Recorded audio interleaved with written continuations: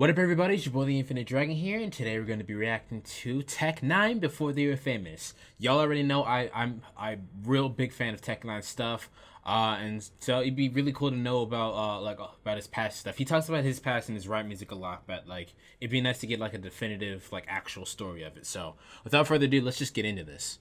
Hey Tech, man, I've been a fan of your music for so many years. What does it take? I said it takes a lot. Before Tech N9ne dropped his 17th studio album, The Storm. Before Tech N9ne would sell 2 million albums and have his music featured in film, television, and video games. Before Tech N9ne worked with the likes of 3 6 Mafia, he did video Lil Wayne, games. B.O.B., Kendrick Lamar, Twista, T-Pain, Eminem, 2 Chainz, Snoop Dogg, as well as the remaining members of The Doors and members of System of a Down. Flip the stick to play down relay, that I'm incredible straight out the gate. Straight at the gate. We are the darkness, but we're leaving. We are the gods That's so. that are deceiving. Before Tech This is one of my N9ne favorite would songs take that he's home ever done, the third ever. biggest payout from touring in I like the remix 2011, that he did on, just behind Jay-Z and Strangulation. Kanye West. Before Tech N9ne would establish his own independent label, Strange Music. Somebody just called and offered us $60 million, it wasn't enough. Tech N9ne became obsessed with music extremely young, and he used rap as a way to teach himself to both read and do math. He was raised by a single mother in Kansas, Missouri, Do math? who suffered with lupus throughout her entire life. As an emotional escape from all this, he took to music. He also developed an interest in ghosts, which is something that he would pull into his stage performance because the guy likes to paint his face. Now, outside of music, he was getting into trouble as a youth, rolling with the Bloods, and nearly died one night after taking 15 ecstasy pills. He was signed to a Oh few my major God. labels, but no one knew what to do with a black artist wearing face paint and with red hair. Now, the man worked long and hard grinding it out as an independent artist. Eventually, he would rise to the top of the class when he was listed by Forbes did it on for his own, so earning it's $8 fine. million. Well, sadly, that was the same year his mother passed away, and she didn't get to see Right. her boy's success. My name is Michael I think that was McCudden, 20 and welcome to Before They I Were don't think it was Famous, 2016, it was documenting the career and 2015, life of I believe. Tech N9ne prior One to of the fame. two. Here for you on Before They're Famous. Now, this one has been requested a whole bunch by you guys for a long time, so I'm happy we're finally getting it done. Be sure to let me know in the comments down below who you want to hear about next. Tech N9ne was born Aaron Dantes Yates on November 8th, 1971 in Kansas, Missouri.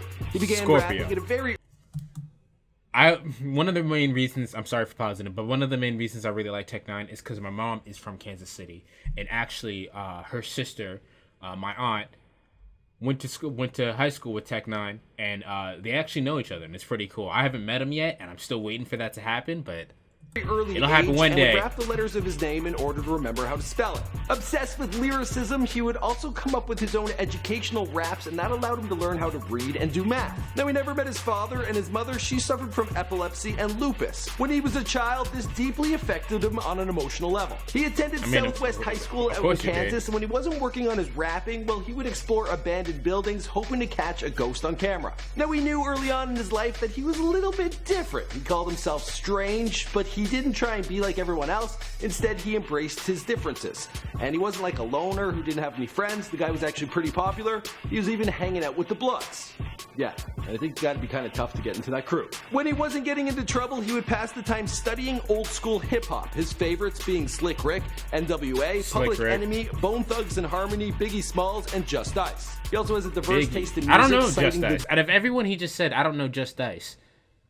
We should look into that. Doors, one day. Metallica, Pink Floyd, and even Elton John as some of his earlier influencers. In 1991, at the age of 20, Tech N9ne was a member of a rap group known as the Black Mafia. He bounced around with a number of groups, including 57th Street Rogue Dog Villains, who found some success with their track, Let's Get Fucked Up.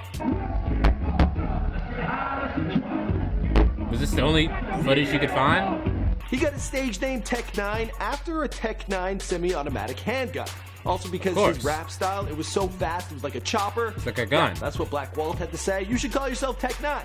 So Tech-9 went with it. He joined another rap group who got signed by Perspective Records, and he was getting all sorts of attention from major labels. Everyone wanted a piece of him, but when they got him, they didn't know what to do with him. He then signed up with Quest Records, working under Quincy Jones, who told him, "You need to rap what you know, and from there, well, people will forever feel you." He took that to heart, but left the label and hooked up with J-Core Records. He also joined another rap group known as The Regime, and found success with their song being featured on the soundtrack for the film Gang Related. This is who you picked.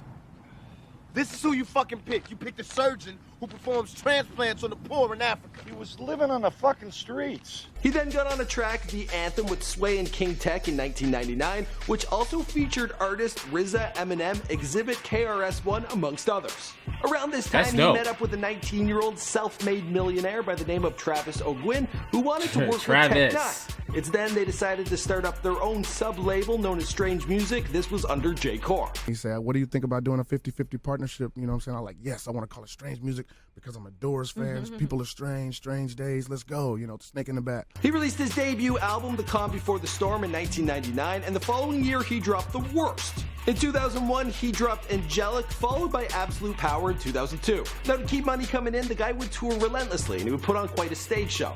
In fact, it was so good, word began to spread via mouth, and everyone was like, who the hell is this guy, Tech9? Okay. Tech stage shows, if y'all haven't been to one, are off the hook. It is crazy. Maybe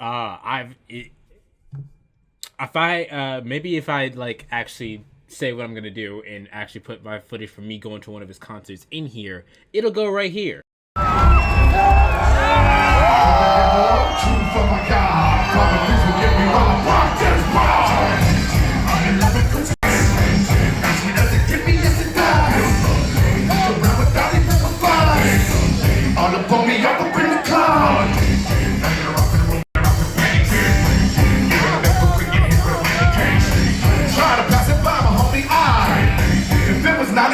I would die.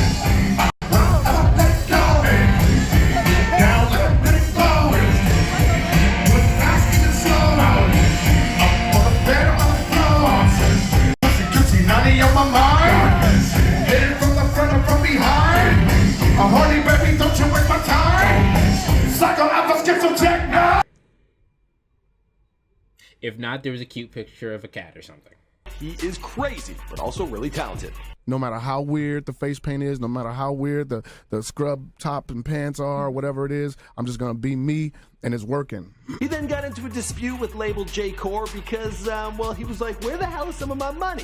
That's when he had had enough with labels and decided he was going to go at it independent. Now, it took him some time to get organized, but then in 2006, he put out his album Ever Ready, The Religion. Following that, Ever Ready is still one of my favorite albums. Year, it's so Misery dope. Loves Company. The next year, he dropped Killer, and this album cover, well, it poked fun of Michael Jackson's Thriller. By now, he had started signing other artists to his label, and he was working on some big collabs. In 2009, he dropped KOD. This one had 3 6 Mafia on the album. The same year, he put out Sickology 101, and the next year, he put out The Gates Mixed Plate. Now, all 6s and 7s, that was a big break for him because he was collaborating with the likes of Lil Wayne, Kendrick Lamar, T-Pain, Snoop Dogg, B.O.B. Yeah, the guy had made it. But he wasn't stopped there. He had more collab albums with Welcome to Strangeland, he released in 2011. On there was Devin the Dude, Glasses Malone, as well as many others. He also put out a XXL sponsored mixtape. He also had a clothing line, touring relentlessly. Yeah, this guy is a workaholic. Now, some contacts he had made in LA, they put him in contact with Lil Wayne, who he went and visited in prison. Later on, Lil Wayne would shout out that he was a huge fan of Tech9, and then he would get a spot on the Carter 4. And, well, yeah, now he's blowing up. Today, when he hooks up with artists like 2 Chainz or makes appearances on television, including Jimmy Kimmel Live, well, he gets a ton of heat from his fans stating that he's now gone mainstream. Oh, he's on TV now, you know what I'm saying? He's not underground anymore. I tell him, real music is supposed to spread and shine. But the man will do whatever it takes to achieve his ultimate goal, which he states is world domination. And the rest of the story, well, you know the story because this is Before They're Famous. My name is Michael Crud. Thanks for checking out my personal channel. I do. Alright, well, that was real cool to check out.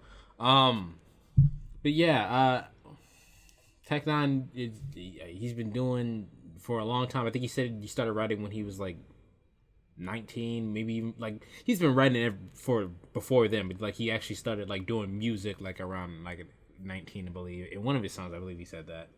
But yeah, I think it's real cool to check out like the history behind like someone who's like who's self-made and stuff like that, and it's a real inspiration. So yeah, but that's about it, guys. If you guys want me to check out anything else, let me know in the comments down below. I'm on Discord, I'm on Twitter, links in the description down below, and the original link to this video will be in the description down below if you want to check it out without me talking over it. And that's about it, so later.